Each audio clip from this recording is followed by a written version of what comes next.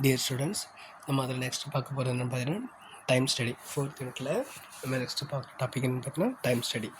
Time study is a structural process of directly observing and measuring human work using a timing device to establish the time required for completion of the work by a qualified worker when working at a defined level of performance.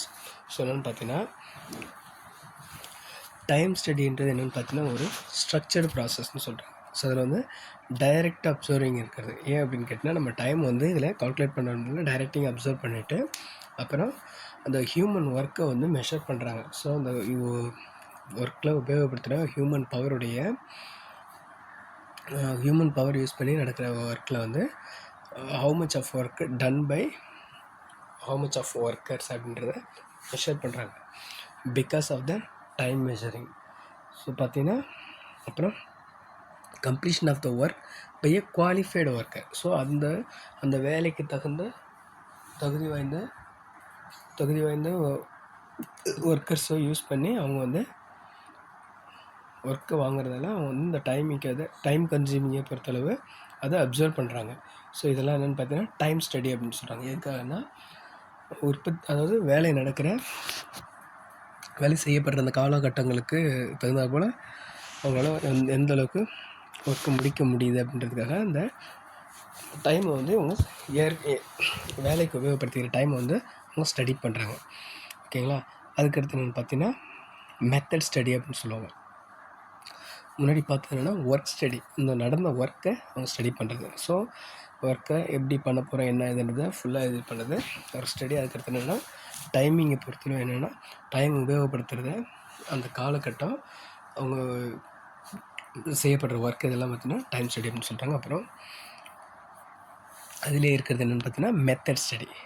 Method study is a technique to reduce the work content by analysing each operation of a given piece of work very closely in order to eliminate unnecessary operations or movements by workers, materials or equipments. So இந்த method study அப்படின்றது எதுக்காக ஒரு உபயோகமான ஒரு விஷயம் அப்படின்னு பார்த்தீங்கன்னா தேவையில்லாத செயல்பாடுகளை குறைக்கிறதுக்கு இது வந்து ஒரு டெக்னிக். மெத்தட் ஸ்டடீஸு டெக்னிக், இது ஒரு நுட்பம். எதுக்காக அப்படின்னா reduce work content by analysing each operations. So ஆய்வு பண்ண அனைத்து செயல்பாடுகளையும் குறைக்கிறதுக்கு வேறு க்ளோஸாக இதை வந்து அப்சர்வ் பண்ணுறாங்க. Very closely in order to eliminate unnecessary ஒர்க்கை வந்து அன்னெசரி ஆப்ரேஷன்ஸ் வந்து எலிமினேட் பண்ணுறாங்க. வெளியேற்றுவதற்காக உருவாக்கப்படுறது இந்த மெத்தட் ஸ்டடி அப்படின்னு சொல்கிறாங்க. ஓகேங்களா? ஸோ இதில் பார்த்தீங்கன்னா எப்படின்னு கேட்டிங்கன்னா ஒவ்வொரு மூமெண்ட்டும் இந்த மெத்தட் ஸ்டடியை பொறுத்தளவு ஒவ்வொரு மூமெண்ட்டும் எப்படி செஞ்சுருக்காங்க அப்படின்றத அனலைஸ் பண்ணி அதன் மூலிமா கொண்டு வந்து அதை ஒர்க்கிங் கண்டிஷனில் எக்ஸிக்யூட் பண்ணுறதுக்காக உருவாக்குறதா. ஸோ ஓகேவா? இந்த எவ்ரி ஆக்ஷன்ஸும் ஒரு யூஸ்ஃபுல்லாக, அதாவது நிறுவனத்தை பொறுத்தளவு ஒரு யூஸ்ஃபுல்னஸாக இருக்கணுன்றது தான் இந்த மெத்தட் ஸ்டடியோட ஒரு மோட்டோன்னு சொல்லலாம். அதுக்கப்புறம் அதே மாதிரி எவ்ரி மூமெண்ட் ஆஃப் ஒர்க்கர்ஸுடைய எவ்ரி மூமெண்ட்ஸும் இதில் வந்து ஒரு முக்கியமான ஒரு விஷயமாக கருதப்படும். ஏன் அப்படின்னு கேட்டிங்கன்னா ஸோ இந்த ஒர்க்கர்ஸுடைய மூமெண்ட்டு தான் இந்த வேலையுடைய, அதாவது ஒரு வேலையை சிறப்பாக செஞ்சு முடிக்கிறதுக்கான ஒரு முக்கிய கருவின்னு சொல்லலாம். ஸோ அவங்களுடைய மூமெண்ட்ஸ் பை ஒர்க்கர்ஸ், அந்த வேலையாட்களுடைய ஒவ்வொரு மூமெண்ட்டும் இதில் வந்து சரியான முறையில் ஸ்டடி பண்ண. அதுக்கப்புறம் பார்த்தீங்கன்னா ஸோ மெட்டீரியல் ஒரு எக்யூப்மெண்ட். ஸோ பார்த்தீங்கன்னா இந்த ஒர்க் ஸ்டடியை பொறுத்தளவு இந்த மெத்தட் ஸ்டடியை பொறுத்தளவு what kind of method we are going to use, அப்புறம் இது வரைக்கும் யூஸ் பண்ண மெத்தடில் என்ன ஆப்டிமம் சுச்சுவேஷன் வந்திருக்கு ஃபார் த கம்பெனிஸ். ஸோ இதெல்லாம் வந்து பார்த்திங்கன்னா இதில் கன்சிடர் பண்ணப்படுது. ஸோ இதெல்லாம் வந்து பார்த்திங்கன்னா மெத்தட் ஸ்டடி சொல்கிறாங்க. ஓகேங்களா? ஸோ இப்போ இதில் மெத்தட் ஸ்டடீஸு டெக்னிக்னு சொல்லிடுறாங்க. ஒன் செகண்ட் சொல்லி இது வந்து ஒரு டெக்னிக்கு. எதுக்காக அப்படின்னு பார்த்தீங்கன்னா அன்னெசரி ஆப்ரேஷன்ஸை ரெடியூஸ் பண்ணுறதுக்கு, அதேமாதிரி அன்னெசரி ஒர்க்கருடைய பேர்டனை குறைக்கிறதுக்கும், அதேமாதிரி மெட்டீரியல் ஹேண்ட்லிங்லேயும் எக்யூப்மெண்ட் ஹேண்ட்லிங்லேயும் ஒரு பர்ஃபெக்ட் மெயின்டெனன்ஸ். இதுதான் objectives of method study next ஒன்று. ஸோ அப்ஜெக்டிவ்ஸில் பார்த்தீங்கன்னா இந்த மெத்தட் ஸ்டடியோட அப்ஜெக்டிவ்ஸ் என்னென்ன இருக்குன்னு பார்த்தீங்கன்னா improvement in the design of plant and equipment. So பார்த்தீங்கன்னா நிறுவனத்துடைய மெஷினரி அது அமைஞ்சு அதாவது இருக்கக்கூடிய பிளான்ட்டு அதோட உபயோகப்படுத்தக்கூடிய எக்யூப்மெண்ட்ஸ் எல்லாம் அந்த டிசைனு ஸோ அதோடைய ஒர்க்கிங் ஸ்டைலு அது எல்லாத்தையும் இம்ப்ரூவ்மெண்ட் பண்ணுறதுக்கு மெத்தட் ஸ்டடி ஒரு இம்பார்ட்டன்டான ஒரு தான் இருக்குது. ஸோ அது ரொம்ப கரெக்டாக கொண்டு வரதுன்றது ஒரு முக்கியமான நோக்கமாக கருதப்படுது. நெக்ஸ்ட் என்ன பார்த்தீங்கன்னா improvement of layout. So இந்த ஒரு நிறுவனம் அமையிறது அப்படின்றது பார்த்திங்கன்னா அந்த பிளான்டேஷன் அமைக்கிறது, ஒர்க்கர்ஸோடைய ஒர்க்கிங் என்விரான்மெண்ட்டு, அதே மாதிரி டிரான்ஸ்போர்ட்டேஷன் ஃபெசிலிட்டிஸு, வாட்டர் ஃபெசிலிட்டிஸு, அப்புறம் ஸ்கில்ஃபுல் பர்சன்ஸு, அதாவது மேன் பவர் ஃபெசிலிட்டிஸ்னு சொல்லுவோம். ஸோ இந்த ஃபெசிலிட்டிஸ் எல்லாம் வந்து ஒரு சேர பயன்படுத்தப்படணும்னு பார்த்தீங்கன்னா லே அவுட் ரொம்ப முக்கியம். ஸோ பார்த்தீங்கன்னா இந்த ஃபஸ்ட்டு அந்த பிளேஸ் இருக்குது இல்லைங்களா, அந்த பிளேஸை சூஸ் பண்ணால் மட்டும்தான் இந்த ஃபெசிலிட்டிஸ்லாம் கரெக்டாக அமையும். ஒரு இடத்துல டிரான்ஸ்போர்ட்டேஷன் ஃபெசிலிட்டிஸ் அமைகிற இடத்துல வாட்டர் ஃபெசிலிட்டி கிடைக்காது.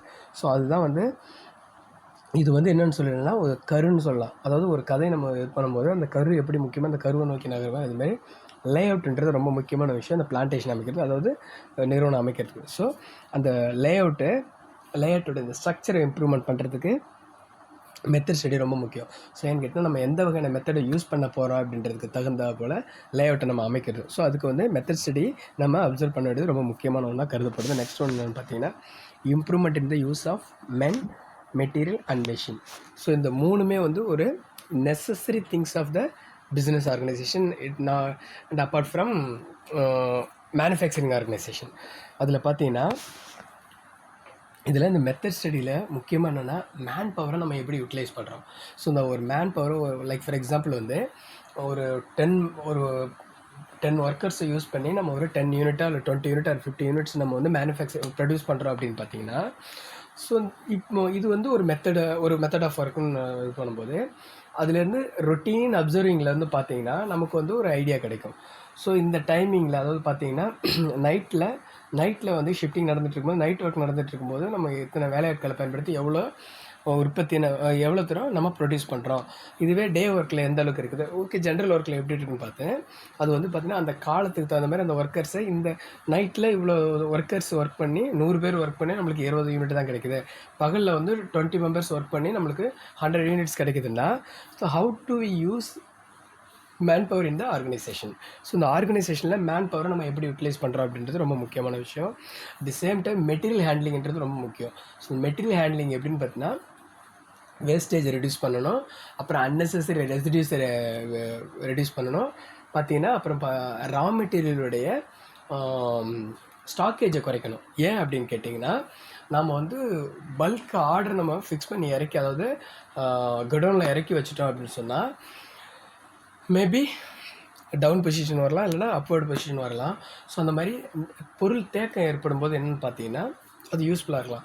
ஆனால் எல்லா சூழல்லையுமே பொருள் தேக்கம் இருக்குமான்னு கேட்டால் இருக்காது. அந்த மாதிரியான ஒரு சூழலில் இப்போ நாட்டில் வந்து பணவீக்கம், பணவாட்ட காலகட்டங்களில் இந்த மாதிரியான ஒரு சூழல் வந்து நிறுவனத்துடைய ரொட்டீன் ஆக்டிவிட்டீஸை ரொம்ப பாதிக்கும். ஸோ அதுக்கு வந்து பார்த்திங்கன்னா மெட்டீரியல் ஹேண்ட்லிங் வந்து கரெக்டாக அந்த யார்டு யூஸ் பண்ணும்போது நம்ம வந்து கரெக்டாக ஹேண்டில் பண்ணணும். இல்லைன்னு சொன்னால் அது வந்து பிக்கஸ்ட் லாஸ்ட்டில் கொண்டு போய் விடும். ஸோ அதுக்கு என்னென்னு பார்த்தீங்கன்னா அதாவது நம்ம ப்ரொடியூஸ் பண்ணுற அந்த மெத்தடு ரொம்ப முக்கியமான ஒரு விஷயம். ஸோ அதுக்கடுத்து பார்த்தீங்கன்னா மெஷினரியை பொறுத்தவரை என்னன்னு பார்த்தீங்கன்னா இப்போ இந்த கரண்ட் சுச்சுவேஷனுக்கு தகுந்த மாதிரியான மெஷினரியை நம்ம கொண்டு வரணும். ஏன் அப்படின்னு கேட்டால் அந்த அப்டேஷன், அதாவது இப்போ இருக்கிற ஒரு லைக் ஃபார் எக்ஸாம்பிள் ஒரு டெக்ஸ்டைல் இண்டஸ்ட்ரி இருக்குன்னு வச்சிங்களேன். இந்த டெக்ஸ்டைல் இண்டஸ்ட்ரியில் வேரியஸ் ரெவல்யூஷனரி ஆக்டிவிட்டிஸ் வந்துருச்சு. அப்படி இருக்கும்போது காலகட்டத்தில் குறிப்பாக இப்போ என்ன பார்த்தோன்னா குளோபலைஸ்டு சுச்சுவேஷன் வந்ததுக்கப்புறம், உலகமயமாக்கல் கொள்கை வந்ததுக்கப்புறம் நிறைய மெஷினரி வேர்ல்டு பன்னாட்டு நிறுவனம் வந்து இந்தியாவில் இருக்கக்கூடிய பன்னாட்டு நிறுவனங்களும் அயல்நாடுகள்லையும் நிறைய அந்த தொழில் முதலீட்டில் இறங்கியிருக்காங்க. அந்த மாதிரியான ஒரு சூழல்லாம் என்ன உருவாகுதுன்னு பார்த்தீங்கன்னா மெஷினரி மாற்றப்படுது. ஸோ இதெல்லாம் வந்து அதை ஹேண்டில் பண்ணுறதுக்கு ரொம்ப முக்கியமான ஒரு பக்கமாக கருதப்படுது. நெக்ஸ்ட் என்னன்னு பார்த்தீங்கன்னா development of better working environment. So இந்த மெத்தட் ஸ்டடியை எதை அப்சர்வ் பண்ணணும்னா ஒர்க்கர்ஸ் வந்து பெட்டர் ஒர்க்கிங் என்விரான்மெண்ட்டை உருவாக்கணும். எப்படின்னு கேட்டிங்கன்னா நிறுவனத்தில் வேலை செய்கிற வேலையாட்களுடைய சேஃப்டி மெஷர்ஸ் ரொம்ப முக்கியம். ஸோ அவங்க சில்ட்ரன்ஸ்க்கு வந்து பார்த்திங்கன்னா எஜுகேஷன் ஃபெசிலிட்டிஸ் இருக்கக்கூடிய நிலையை உருவாக்கணும். So development of better working என்விரான்மெண்ட்டை உருவாக்கணும்னு சொன்னால் ஒர்க் பண்ணுறத மெத்தடை ஸ்டடி பண்ணுறது ரொம்ப முக்கியமான ஒரு விஷயம். அதுக்கடுத்து என்ன பார்த்தீங்கன்னா economy in human effort and reduction of unnecessary fatigue. So என்னென்னு பார்த்தீங்கன்னா தேவையில்லாத, அதாவது ஹியூமன் அங்கே இருக்கக்கூடிய மனித உழைப்புகளை, மனித முயற்சிகளை தேவையில்லாத பிரயோகம் பண்ணக்கூடாது நிறுவனத்துக்கு. அப்புறம் ரிடக்ஷன் ஆஃப் அன்னெசரி ஃபாட்டிக், அதாவது தேவையில்லாத தேய்மானங்களை, தேவையில்லாத தேய்மானங்களை வந்து நம்ம ஒழிக்கணும் அப்படின்னு சொல்லி இதெல்லாம் வந்து மெத்தட் ஸ்டடிக்கான ஒரு அப்ஜெக்டிவ்ஸ் சொல்லலாம். நெக்ஸ்ட் என்ன பார்த்தீங்கன்னா steps involve in method study. So இந்த ஸ்டெப்ஸ் என்னென்ன ஸ்டெப்ஸ் இந்த மெத்தட் ஸ்டடியில் இன்வால்வ் ஆகுதுன்னு பார்த்தீங்கன்னா select, record work, examine and develop, install and maintain. So இந்த ஒன்று பார்க்கலாம். ஃபஸ்ட்டு என்னென்னு பார்த்தீங்கன்னா select the work to be studied. So first என்ன பார்த்தீங்கன்னா என்ன ஒர்க்கை பண்ண போகிறோம் ஹேஸ் டு பி ஸ்டடி. அதுக்கப்புறம் நெக்ஸ்ட் என்ன பார்த்தீங்கன்னா record work. So all relevant information about that work. So எப்படின்னு பார்த்தீங்கன்னா ரெக்கார்ட் அதாவது இருக்கக்கூடிய டேட்டாஸ் எல்லாம் ஸ்டோர் பண்ணணும். ஒர்க் ரிலேட்டடான என்னென்ன விஷயம்லாம் ஹேண்டில் பண்ண போகிறோம் அப்படின்றத எல்லாத்தையும் ரெக்கார்ட் பண்ணணும். ஓகேங்களா? அது நெக்ஸ்ட் ஒன்றுனா எக்ஸாமின். ஸோ எக்ஸாமின் பண்ணுறது என்னென்னு பண்ணால் பரிச்சயப்படுத்துறது. ஸோ என்னென்னு பார்த்தீங்கன்னா எப்படின்னு பார்த்தீங்கன்னா இன்ஃபர்மேஷன்ஸ் இருக்கு இல்லையா, ரெக்கார்டட் இன்ஃபர்மேஷனை வந்து பார்த்தீங்கன்னா ஆல்ரெடி இருக்கிற ரெக்கார்டட் இன்ஃபர்மேஷனை வந்து எக்ஸாமின் பண்ணுறது சரியான முறையில் இருக்கா அப்படின்றத பரிச்சயத்துறதுக்கு உட்படுத்துறது. அதுக்கு நெக்ஸ்ட் என்ன பார்த்தீங்கன்னா develop and improvement way of doing things. So next என்ன பார்த்தீங்கன்னா அதை எக்ஸாமின் பண்ணதுக்கப்புறம் ஒர்க்கை வந்து எப்படி நம்ம டெவலப் பண்ண போகிறோம் அப்படின்றது it is an forward action சொல்லுவோம். ஸோ ஃபார்வர்ட் ப்ராசஸ் ஆக்ஷன் சொல்கிறது. த நெக்ஸ்ட் என்ன பார்த்தீங்கன்னா இன்ஸ்டால் பண்ணுறது.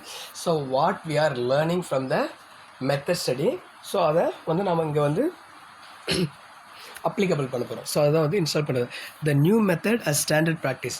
ஸோ இப்போ பார்த்தீங்கன்னா ஆல்ரெடி இருக்கிற மெத்தட்லேருந்து நம்ம கற்றுக்கிட்ட விஷயங்களை வந்து நியூ மெத்தடில் வந்து நம்ம கொண்டு